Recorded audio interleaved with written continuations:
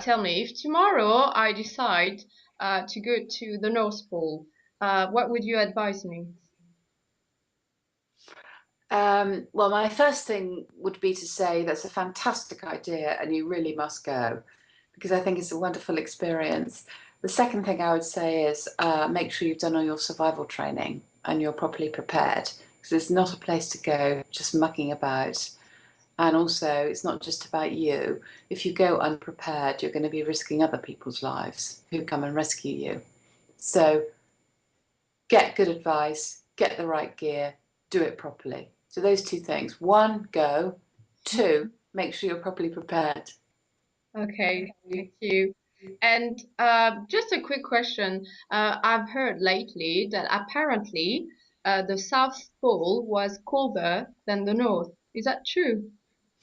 I think it probably is true, but the whole question of temperature, Stephanie, is difficult because there's two things, ambient and wind chill. Ambient is just the temperature of the air, and wind chill is what it is when the wind blows. And certainly in the Antarctic, and to a certain extent the Arctic, but less, it's the wind that really that's going to kill you. The coldest I ever had in the Antarctic is minus 115 with wind chill, and that was ambient about minus 40. But there are places, inhabited places in Siberia, where it gets almost that low. So I would say that yes, it is true that it's colder in the south than in the north, but there's lots of other places in the peripolar circles where it's also very cold. And as I say, you have to add those two. You add those two things together: the ambient and the wind chill. Wow, this is really cool. Minus 100.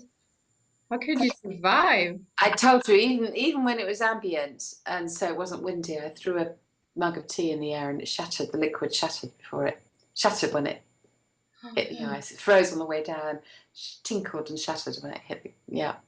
Wow, it really makes me want to go and experience that.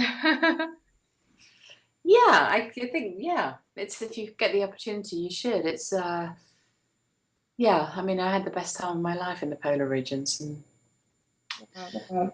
Well, thank you very everything else much. is dimmer colours. Okay. Well, thank you very much, Sarah, for sharing all this wonderful experience, those memories, and this passion. It was a pleasure, really, having you virtually with us. It's a pleasure to talk to you. Thank you.